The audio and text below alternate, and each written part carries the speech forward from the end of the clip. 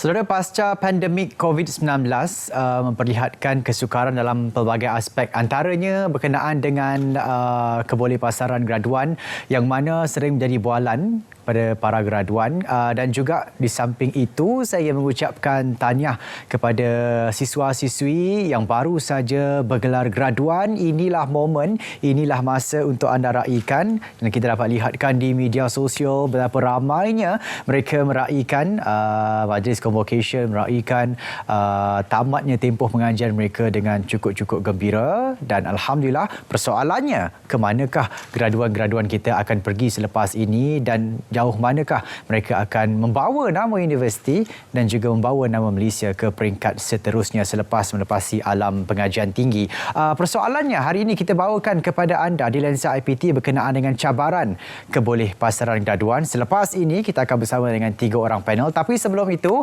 kita akan saksikan dulu bingkisan daripada Universiti Malaysia Pahang Al-Sultan Abdullah UMPSA yang mana mereka terus menunjukkan komitmen dalam menangani isu alam sekitar, dan yang pastinya mereka akan bercerita berkenaan dengan pakej solar yang mereka bawakan di Malaysia. Kita saksikan.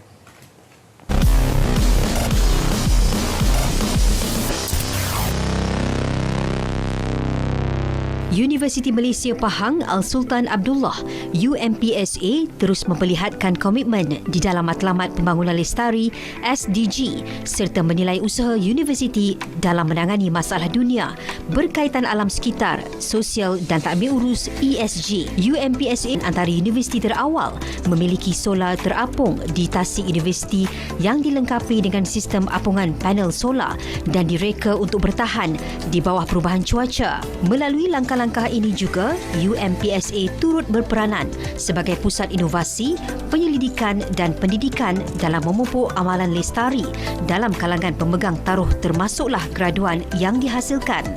Ini merupakan salah satu daripada inisiatif awal di kalangan universiti awam yang mana kita sendiri adalah pertama melaksanakan floating solar, yang mana ini merupakan salah satu daripada inisiatif kita untuk penjimatan sebanyak RM500,000 untuk sebulan. Kita membina 3 konsep solar, iaitu yang pertama di atas rooftop ataupun di bumbung, yang kedua ialah di tasik sebagaimana yang ditunjukkan di belakang ini, dan yang floating solar, dan yang ketiga ialah penjalan kaki. Jadi ini telah menjana lebih kurang 3.5 megawatt untuk setakat ini, dan ini adalah merupakan salah satu pada inisiatif juga untuk kita menghijaukan suasana di dalam kampus, yang mana kita akan mengurangkan penggunaan elektrik yang dihasilkan melalui tenaga fosil, dan juga ianya akan memberikan impak yang besarlah kepada para pelajar untuk sama-sama belajar tentang bagaimana penggunaan solar, pemasangan dan seterusnya maintenance of solar tadi dapat dilakukan kepada pelajar kita yang akan menggunakan ini sebagai satu teknologi baru ataupun renewable energy yang memang kita cari-cari. Projek ini dilaksanakan bersama dengan tenaga nasional berhad yang mana menggunakan anak syarikat mereka JISPAC yang mana zero capex. Bermaksudnya kita tidak mengeluarkan sebarang modal, kontrak selama 25 tahun, dan ini adalah merupakan satu inisiatif yang baik dan satu-satunya cara yang dapat kita menggunakan demi meningkatkan pendapatan kepada universiti. Di samping itu juga penjimatan, dan yang paling penting ialah kita mengekalkan suasana hijau dengan mana SDG tadi dapat kita capaikan.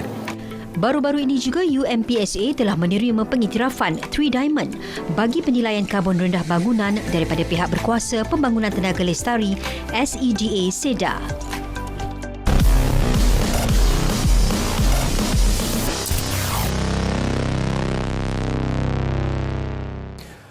Untuk menjadi graduan yang holistik, yang bila keluar je daripada universiti kira macam direbut oleh syarikat-syarikat di luar sana untuk mendapatkan pekerjaan, pastinya pakej itu kena datang sama-sama dengan graduan tersebut supaya mereka ini bukan sahaja keluar daripada universiti menggenggam sejulung ijazah, tapi juga mempunyai satu kita kata soft skill, nilai insaniah yang cukup tinggi untuk mereka bawakan ke alam dalam pekerjaan. Dan malam ini kita bercakap berkenaan dengan cabaran kebolehpasaran graduan. Kita bawakan kepada anda 3 panel di studio bersama dengan Profesor Dr. Muhammad Hussein Ismail, Pengarah Pusat Jaringan Industri, Pejabat Jaringan Industri, Komuniti dan Alumni ICAN, Universiti Teknologi Mara UiTM, dan juga kita bersama dengan Dr. Nurfaniza Mokhtar, Ketua Jawatan Kerjaya Pelajar, Pusat Kemajuan Kerjaya dan Alumni Universiti Tun Hussein On Malaysia UTHM, dan di hujung sana kita bersama dengan saudara Wan Daniel Ikhwan, Wan Ahmad Kamal, pelajar sarjana muda pengurusan maritim Universiti Malaysia Terengganu UMT. Alhamdulillah kita ada wakil daripada Terengganu, wakil daripada Johor. Rasa malam ni berapa kosong? 4-0 kot. 4-0. InsyaAllah. Jadi dia cakap 4-0. Terengganu cakap berapa? 2-0. 2-0. Kita nantikan. Boleh tengok di TV OK. Siaran penuh perlawanan final Piala Malaysia JDT dan juga Terengganu. Tapi di TV1 kita nak bercakap berkenaan dengan kebolehpasaran graduan. Sebelum kita nak masuk kebolehpasaran graduan itu sendiri, Prof, sebenarnya untuk menjadi seorang graduan ni tak susah. Cukup belajar, datang kelas, rasa buat assignment, cukup pensarah pun suka, dah dapat 4 tahun di universiti, dapatlah segulung ijazah. Tapi untuk mendapat kerja selepas universiti itu agak susah. Apa tips ataupun apa sebenarnya yang boleh ada dalam setiap diri graduan itu sendiri? Okey. Terima kasih. Assalamualaikum dan salam Malaysia Madani. Untuk mendapatkan satu set ataupun setiap pelajar itu, kita kena lihat dalam konteks perancangan strategik kebolehpasaran graduan 2021-2025 yang mana merangkumkan 4 elemen penting. Yang pertamanya adalah berkenaan dengan kecemerlangan bakat, okey, iaitu pelajar itu sendiri. Yang keduanya berkenaan dengan peluasan kerjaya pelajar, itu yang digerakkan melalui Haiwan Pelajar. Yang ketiga berkenaan dengan pemantapan PDP, pengajaran dan pembelajaran, dan yang keempatnya adalah pemerkasaan jaringan industri. So keempat elemen ini adalah memberikan elemen yang penting dalam memberikan value kepada pelajar tersebut. So dalam konteks elemen yang pertama tadi berkenaan dengan pengukuhan kecemerlangan pelajar. So dia melibatkan dalam konteks macam mana kita nak menghasilkan ataupun nilai tambah kepada pelajar tersebut. Selain daripada degree ataupun diploma yang mereka belajar di universiti, elemen lain juga adalah penting dalam memastikan pelajar-pelajar tersebut dapat bersaing dengan pelajar-pelajar lain. Just imagine kalau kata seorang pelajar tu mereka memiliki ijazah ataupun diploma bukan dalam bidang tu, bukan saja berkenaan dengan kejayaan akademik, tapi kita kena lihat dalam konteks kecemerlangan dalam bidang-bidang lain, contoh dalam soft skill, dan juga dalam bidang, contohnya kalau sekarang kita melihat dalam konteks element of IR 4.0. Jadi pelajar-pelajar tersebut harus menguasai beberapa aspek dalam konteks IR 4.0 itu supaya mereka dapat bersaing dengan pelajar-pelajar lain. Kalau ikutkan kecemerlangan bakat ni, saya percaya kalau di universiti membuah satu bakat tu bukan mudah, dan juga kalau itu pun kena bersaing dengan rakan yang lain, graduan yang lain. Macam mana kebudayaan saingan tu sendiri diwujudkan, Doktor? Okay, sebenarnya di UTHM contohnya macam ada program-program yang daripada luar, contohnya daripada luar negara, kita akan war-warkan pada pelajar dan kita menggalakkan pelajar tu menyertai setiap program yang adalah supaya mereka dapat menonjolkan orang kata bakat yang terpendam dekat dalam diri mereka lah. So far banyaklah. Yang paling contoh paling terdekat di UTHM baru-baru ni pada November 22 sampai 25 November yang baru ni, pelajar kita telah mengikuti satu program International Concrete Exhibition di Indonesia, diwakili oleh 3 orang pelajar Fakulti Kejuruteraan Awam dan Alam Bina, dan alhamdulillah mereka menjuarai kategori tersebut. Wow. Ya, so itu adalah satu contoh bakat yang diorang cuba, kreativiti diorang tunjulkan dalam pertandingan tersebutlah.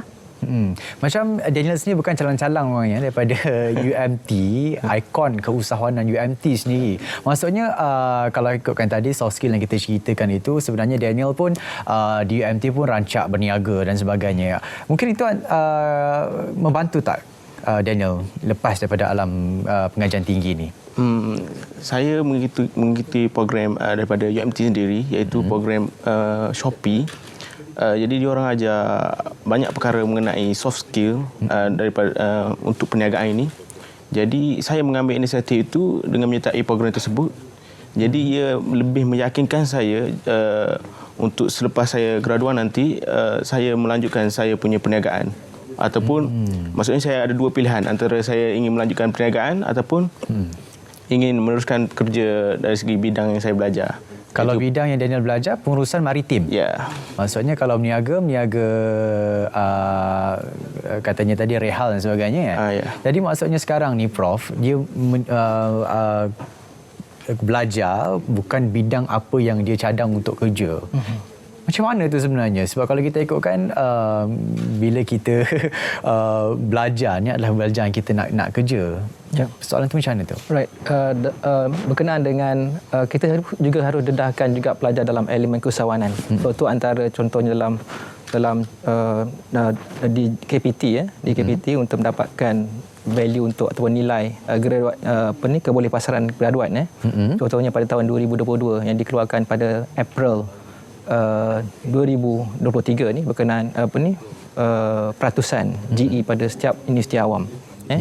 Contohnya di UiTM GE ni adalah 89.4%. Jadi antara elemen-elemen yang dinilai adalah dari segi employability itu sama dia bekerja, sambung belajar, yang ketiganya bekerja sendiri, ketiganya keusahawanan, yang keempatnya dalam proses meningkatkan kemahiran. Jadi dalam konteks keusahawanan itu dia ada elemen dia yang mana pelajar-pelajar ni juga didedahkan dalam aspek keusahawanan, contohnya dalam subjek keusahawanan. Jadi apa yang mereka pelajar dalam subjek keusahawanan walaupun dia bukanlah dalam konteks yang keseluruhan dalam subjek tersebut, semua kursus-kursus ditawarkan kursus keusahawanan dalam subjek. Jadi sama pelajar dia menggunakan platform contoh macam Shopee itu, bagaimana dia nak aplikasikan menggunakan aplikasi Shopee platform tu untuk untuk buat sesuatu dalam perniagaan. Contoh tak kisahlah apa perniagaan dia. Walaupun kata dia punya tu mungkin tak berkaitan dengan dalam bidang kajian, sekurang-kurangnya dalam konteks selok-belok perniagaan tu dia tahu skill dia apa yang kena ni dan dia boleh explore lebih lagi. So itu merupakan juga aspek penting dalam value add kepada pelajar ataupun nilai tambah kepada pelajar. Selain daripada dalam bidang yang mereka pelajari, mereka ada satu skill sedikit skill keusahawanan, bagaimana menggunakan platform Shopee contohnya. Ya.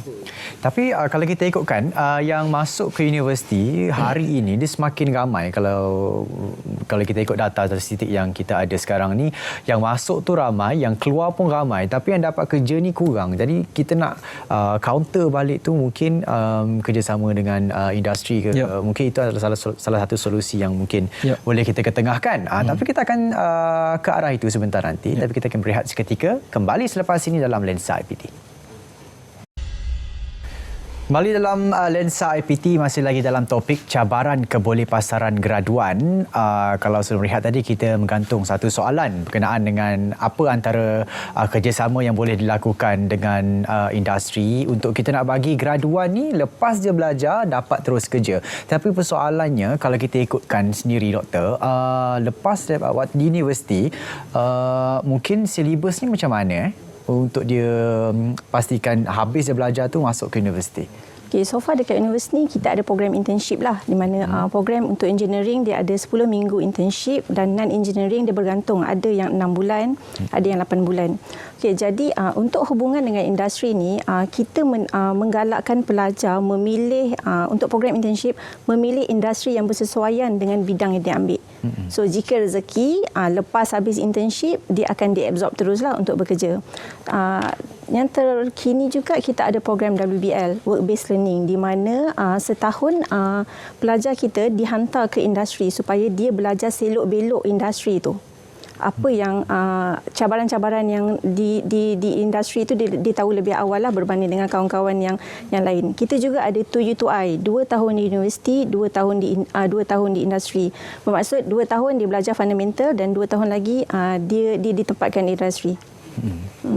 Jadi kalau Prof, kalau teknologi sekarang ni dia bergerak laju, cabaran dia mungkin di industri dia bergerak terlalu laju dan juga keperluan industri itu sendiri pun dia berubah dari masa ke semasa. maksud kolaborasi di antara universiti dan juga industri itu sendiri dari segi silibus itu sendiri, mungkin perubahan silibus di universiti itu perlu lebih kerap. Pandangan Dr.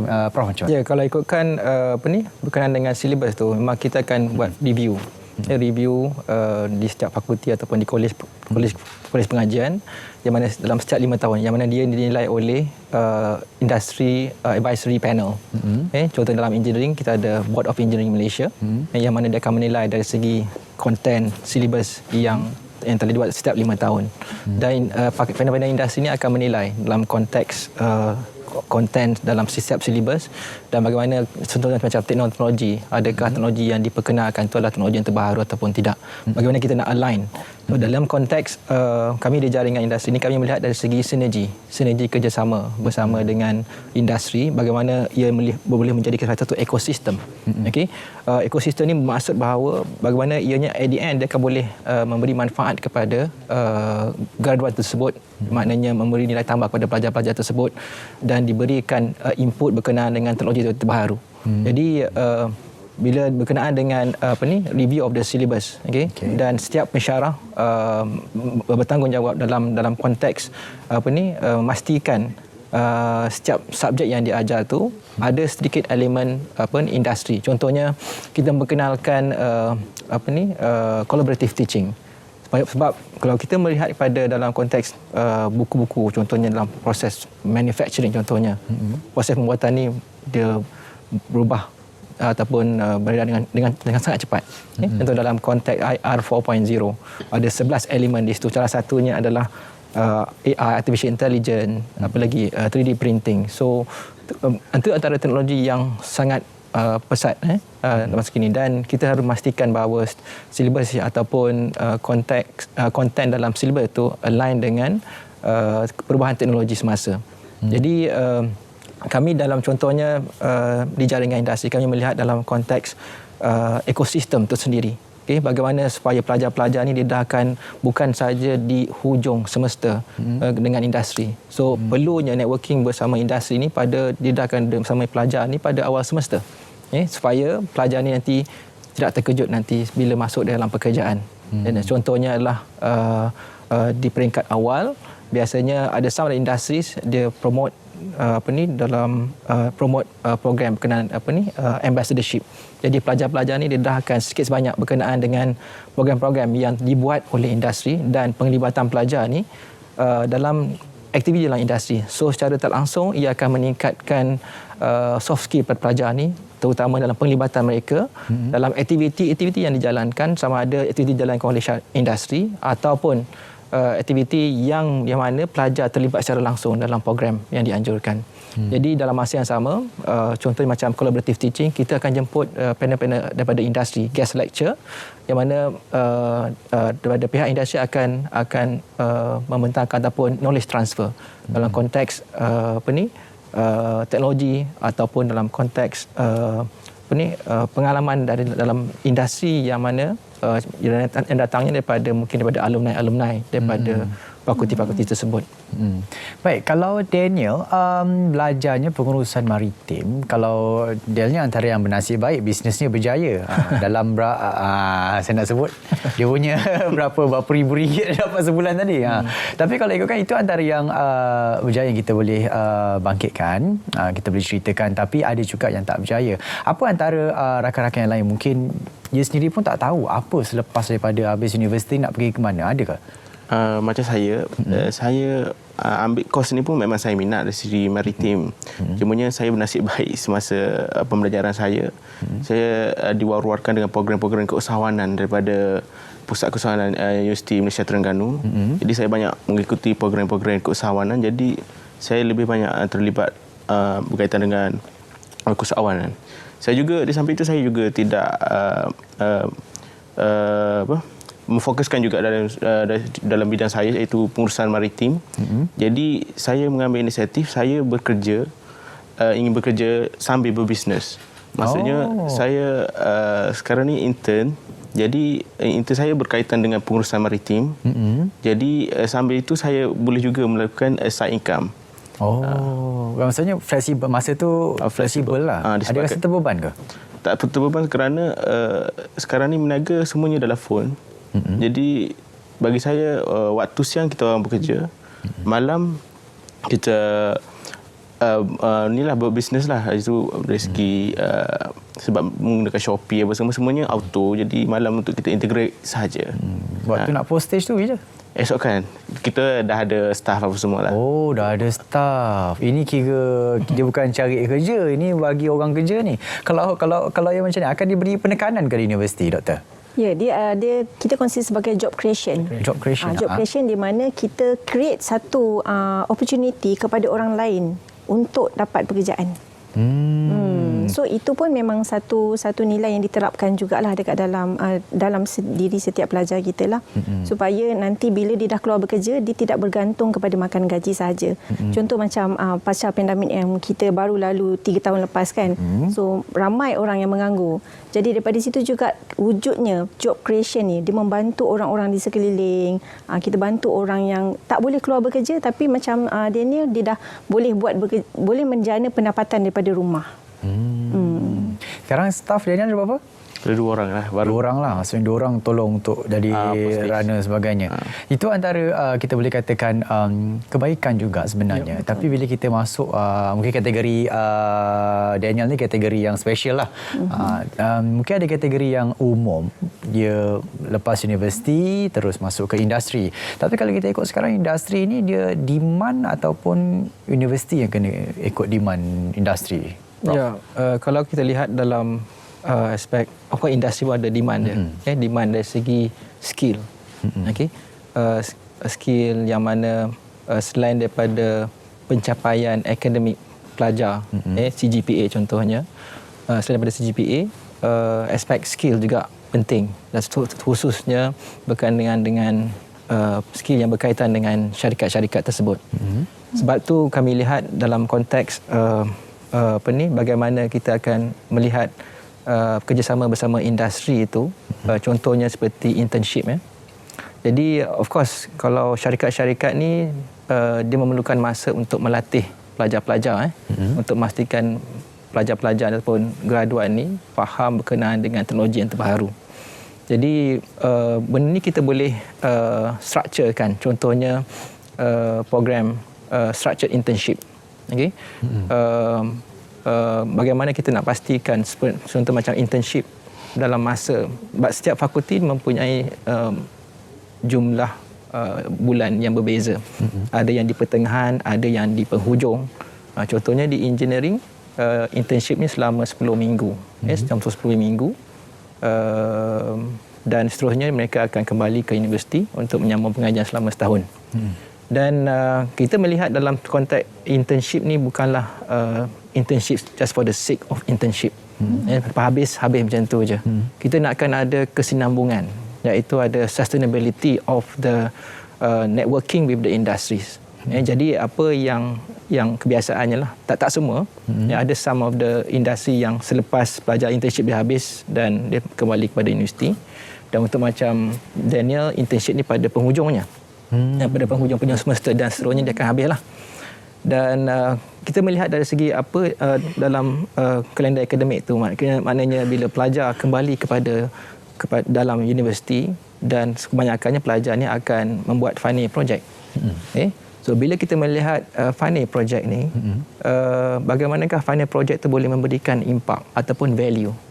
Mana pelajar tu dah internship selama 10 minggu, dan apa yang sebahagian daripada staff kami buat di UiTM contohnya, especially di engineering lah, di engineering, bagaimana pelajar tersebut boleh sambung ataupun continue apa yang dia belajar daripada 10 minggu tu dan ditranslate ataupun diterjemahkan dalam FYP. Walaupun dia tidak menyelesaikan masalah industri 100%, tapi sekurang-kurangnya pendedahan selama 10 minggu tu memberikan some insight, sedikit kefahaman, dan seterusnya perlunya penglibatan daripada kedua-dua pihak dalam konteks supervising student ni. Maknanya supervisor tu datang daripada datang daripada pensyarah dan juga daripada pihak industri. Jadi ini yang biasanya yang sebahagian daripada pensyarah buatlah, yang mana tajuk projek itu adalah berkaitan dengan di industri.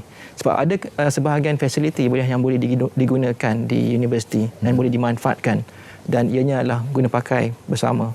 Okay? Dan at the end, the outcome dia adalah hasilnya akan memberi sedikit impact ataupun outcome dia kepada industri tersebut. Walaupun ia bukanlah 100% menyelesaikan masalahnya, tapi sekurang-kurangnya pendanaan pelajar itu memberikan value added pada tajuk final project tersebut. Okey, jadi sekurang-kurangnya bukanlah mereka buat FYP just for the sake of mendapat grade, tapi mereka boleh bawa tajuk FYP tersebut sekiranya mereka diberikan untuk interview di industri-industri. So inilah tajuk tahun akhir mereka yang mana mereka selesaikan dengan bantuan daripada industri dan juga kepakaran daripada industri dan juga universiti. Kalau kita cerita berkenaan dengan menyelesaikan masalah ni di industri, saya percaya job kriteria dia adalah untuk berkenaan dengan masuk ke company aku ni mesti kena yang at least ada pengalaman. Kalau kita ikut internship pun ada juga pengalaman yang sedikit lebih kalau engineering, tapi untuk dapat tempat yang kita nak itu agak terhad sebenarnya. Hakikatnya begitu. Kalau pandangan doktor sendiri berkenaan dengan industri memilih pekerja yang complete package ni macam mana? Dia sebenarnya kalau kita nak kata complete package tu, memang setiap universiti keluarkan complete package dah sebenarnya. Kita dah sediakan fundamental kat student kita. Cuma dia nak apply je dekat industri. Okay? So macam sekarang pun Kementerian Pendidikan Malaysia dia dah Kementerian Pendidikan Tinggi dia dah menyalurkan banyak dana-dana lah. Contohnya macam dana penjana, KPT PACE, KPT CAP, dana intervensi kepada universiti untuk dia membantu student kita mendapatkan professional certificate. Yang mana professional certificate ni memang amat diperlukan di industri. So kita cuba ikut apa kehendak industri lah. Okay, so daripada situ dia adalah sebagai satu value added kepada student kita. Saya kira ini kita war-warkan baru ni, yang professional certificate tu. Ya, betul. Lebih kurang baru juga diwujudkan kan? Dah lama juga sebenarnya. Tapi kalau ikutkan scene seperti PKP kan? PKP. Dia disediakan oleh pihak KPT untuk membantu para graduan sebagai value added pada pelajar. Jadi macam contohnya program tu bergantung pada ada yang 2 minggu, ada yang seminggu, ada yang secara online, ada yang secara hybrid. Jadi dan ianya adalah mengikut kepada perkembangan teknologi. Contohnya adalah big data analytics. So penggunaan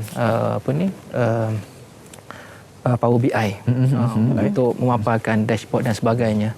Jadi itu merupakan trend ataupun keperluan some of the industries. Bagaimana pelajar-pelajar ini boleh menggunakan tools ataupun software.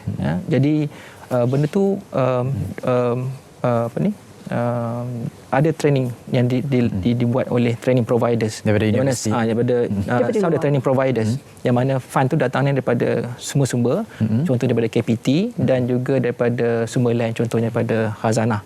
Dia ada menyawarkan dia menyawarkan fund kepada training provider untuk diberikan kepada graduan-graduan. Kita akan cerita lagi berkenaan dengan proses ni, tapi kita akan berehat seketika. Kita akan kembali selepas ini dalam Lensa IPT. Cabaran kebolehpasaran graduan sebenarnya daripada dulu lagi, bukannya baru-baru ni jadi satu isu, tapi daripada dulu, daripada mungkin 10 tahun 15 tahun yang lepas. Cuma cabaran dia tu kurang lah berbanding dengan sekarang. Sekarang ni ramai orang masuk universiti, keluar universiti pun ramai, tapi peluang pekerjaan tu terhad. Jadi kalau kita ikutkan industri ni, dia kalau saya sebagai mungkin Daniel pun sebagai seorang pengurus syarikat, pengurus besar syarikat, dia tahu kriteria nak memilih staff tu macam mana. Kalau di industri, mereka memilih yang terbaik kepada yang terbaik. Mungkin ada satu value added kepada satu graduan tu pun dah cukup untuk mereka nak ambil. Contohnya macam kita bincangkan tadi, professional certificate ataupun ProCert ni, mereka sekarang ni baru diwawarkanlah, diangkat kembali proses dan sebagainya. Kalau ikutkan beberapa tahun lepas, masih lagi sebelum PKP, masih lagi saya rasa sama-sama. Tapi persoalannya kenapa tidak disekalikan, Prof? Maksudnya dalam tempoh pengajian 4 tahun tu tak disekalikan proses dan juga itu. Kenapa kena ambil asing? Kalau kita lihat sebahagian program-program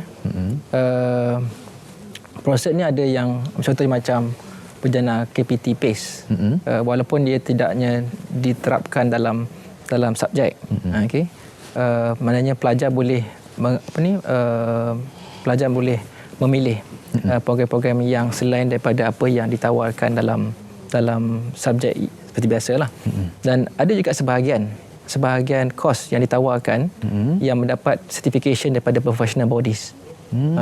Bergantung kepada professional bodies yang mana fakulti ataupun kolej pengajian telah arrange.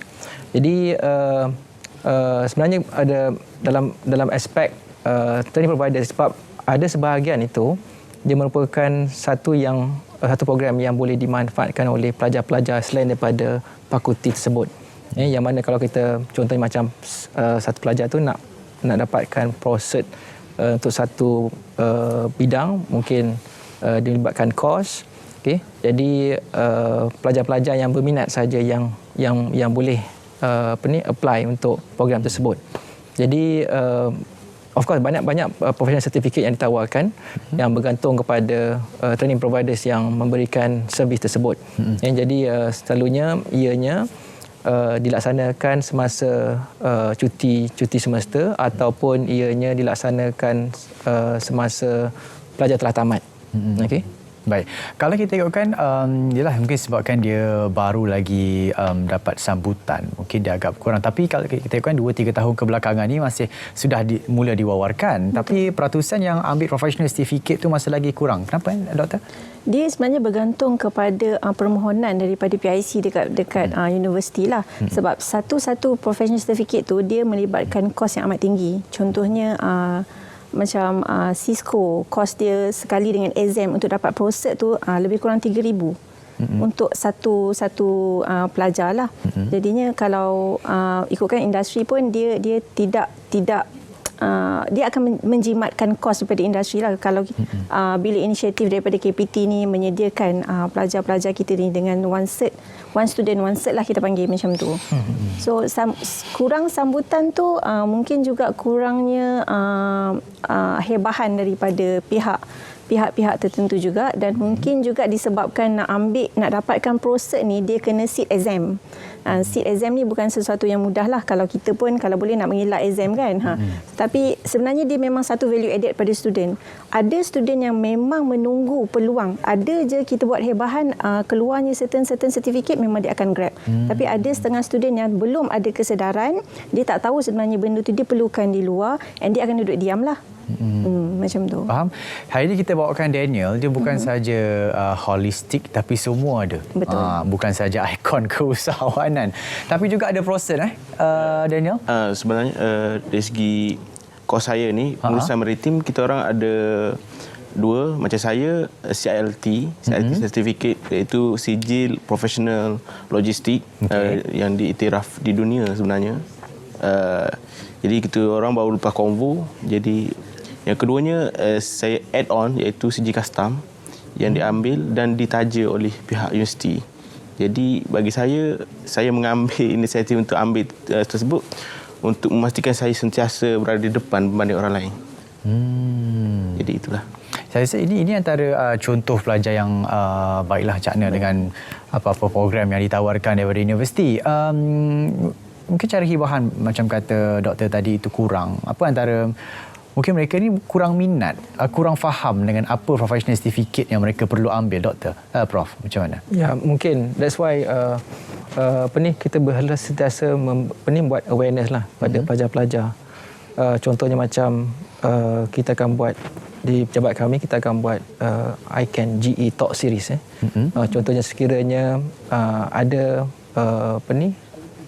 program yang mana akan memberi nilai tambah kepada pelajar, dan kita akan buat satu sesi untuk pemakluman dan juga untuk maklumkan kepada mana-mana pelajar yang berminat. Okay. Kita menggunakan beberapa platform, contohnya di social media sama ada Facebook, Insta dan sebagainya.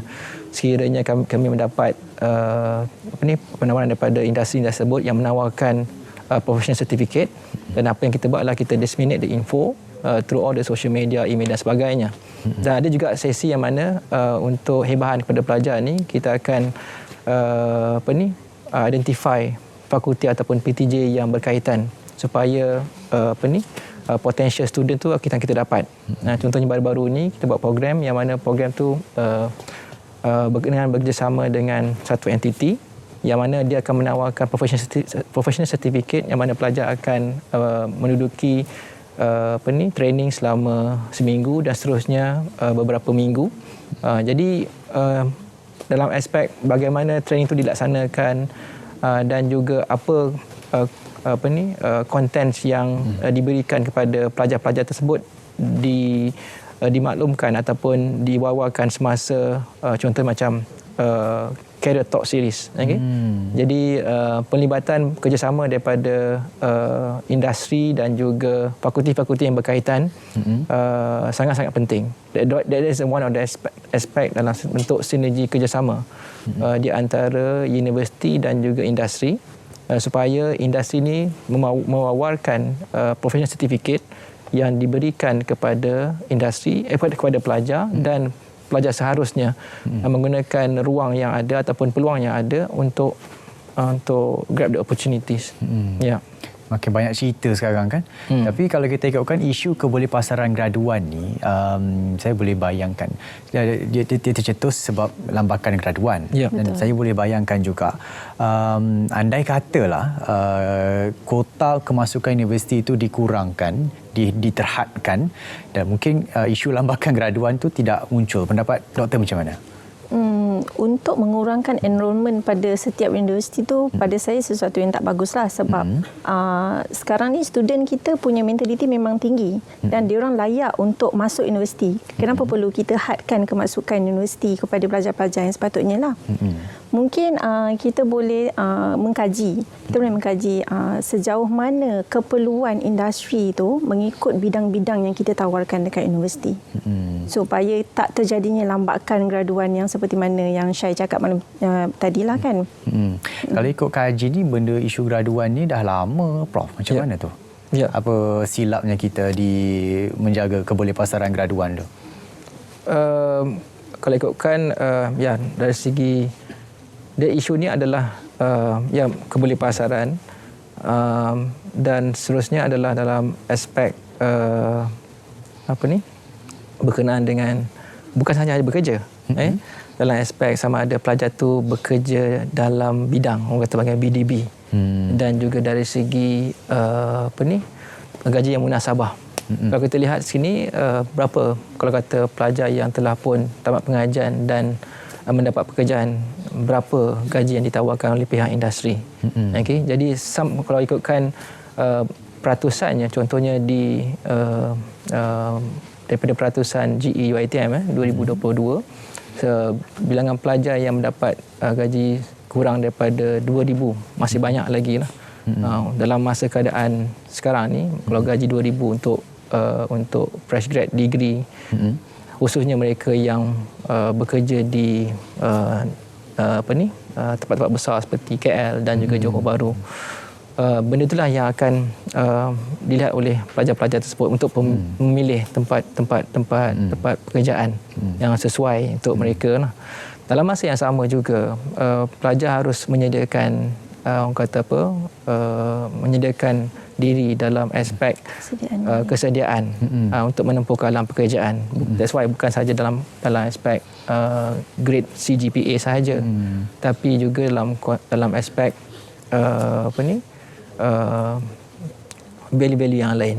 Contoh yang tadi seperti penglibatan dalam aktiviti ekokurikulum, adanya beberapa sertifikat professional certificate yang boleh memberi nilai tambah kepada pelajar tersebut. Dan selain daripada itu juga seperti mana tadi saya terangkan, bagaimana kita boleh memanfaatkan contohnya macam internship dan juga funding project. So bila pelajar ni akan pergi ke sesi interview, mereka boleh mereka ada naratif naratif bagaimana penglibatan pelajar ni bersama dengan industri dalam konteks internship dan seterusnya pada projek pelajar dan mungkin penglibatan dalam aktiviti yang lain. Contohnya adalah bagaimana pelajar melibatkan diri dalam aktiviti CSR. Jadi bagaimana aktiviti CSR tu bukan hanya melibatkan program pada komuniti tapi dalam aspek penglibatan dalam pelbagai pihak. Contohnya macam ia pelajar melaksanakan aktiviti ataupun program, bagaimana ia boleh melibatkan beberapa entiti supaya adanya elemen quadruple helix. Bila quadruple helix ni universiti, komuniti, adanya industri dan juga ada agensi kerajaan. So tu antara yang boleh meningkatkan dari segi talent ataupun value pada pelajar-pelajar tersebut supaya mereka lebih bersedia untuk menghadapi cabaran di alam pekerjaan. Okey, baik. Kita mungkin di 10 minit lagi sebelum kita berhenti Lensa IPT, tapi kita nak berehat seketika. Kita kembali selepas ini dalam Lensa IPT.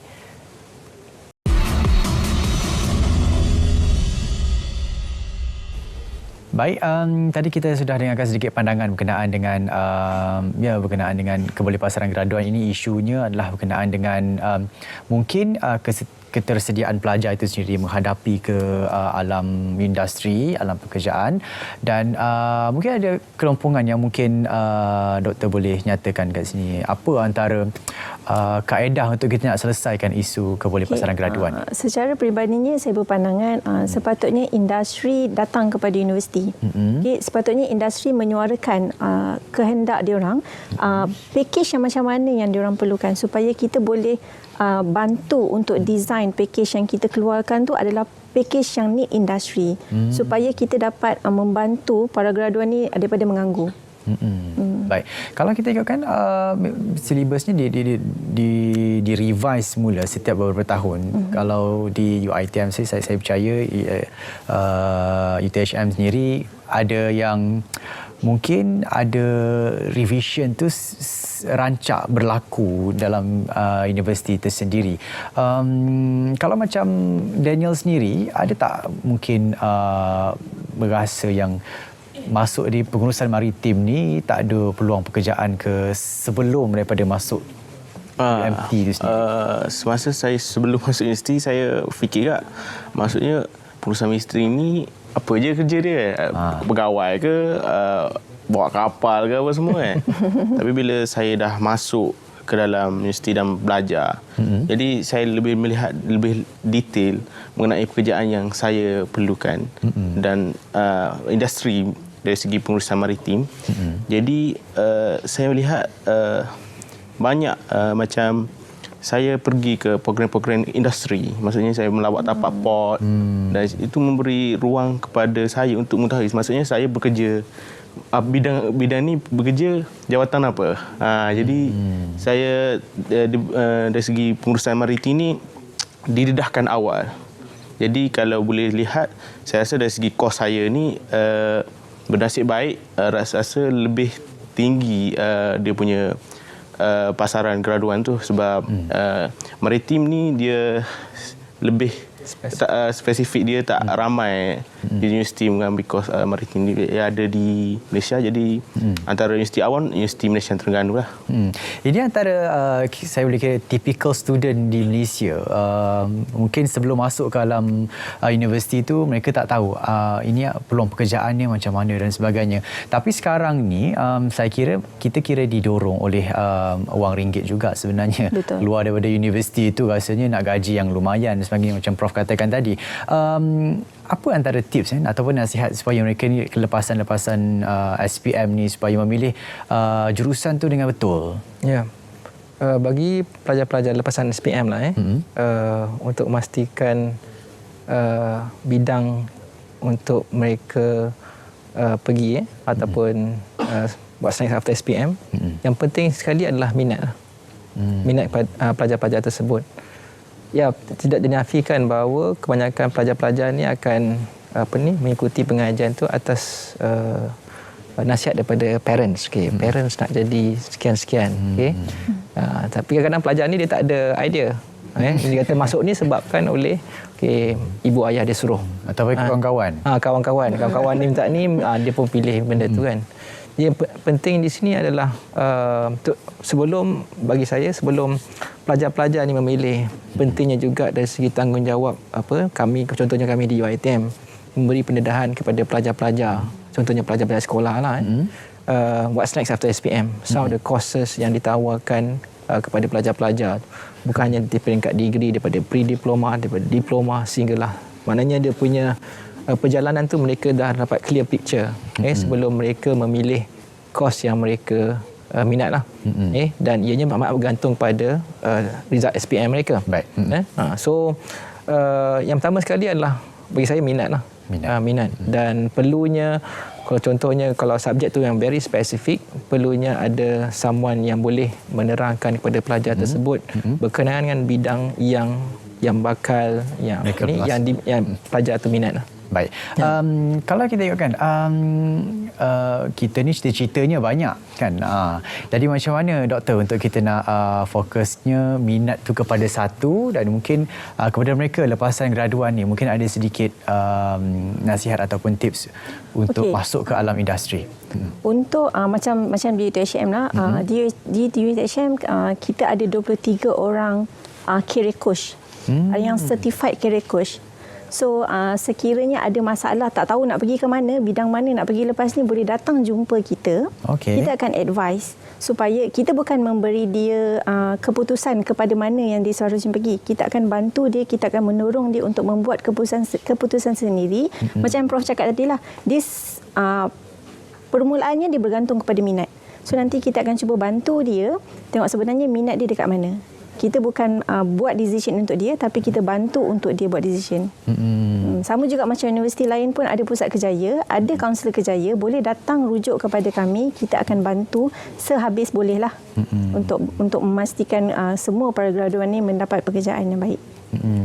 Saya percaya isu kebolehpasaran graduan ni saya boleh rangkumkan ia sebagai isu minor, dan kita boleh sama-sama tangani jika pertamanya pelajar itu sendiri tahu apa yang mereka perlu sediakan untuk mereka keluar daripada universiti bergelar graduan, dapat pekerjaan yang diingini dengan melengkapkan pakej diri sendiri dulu. Banyak sebenarnya yang ditawarkan daripada universiti, salah satunya berkenaan dengan proses itu sendiri. Mungkin baru dengar ni dekat Lensa IPT ni, baru tahu berkenaan dengan proses ni, bolehlah rujuk kepada mereka ataupun di universiti kita ada academic advisor, penasihat akademik, tanyakan kepada mereka apa sebenarnya langkah untuk mereka teruskan untuk mengambil professional certificate supaya kekal relevan dalam industri selepas sahaja bergelar graduan. Itu antara rangkuman yang saya boleh berikan kepada penonton Lensa IPT hari ini berkenaan dengan cabaran kebolehpasaran graduan, dan kita nak ucapkan terima kasih kepada tiga panel kita hari ini,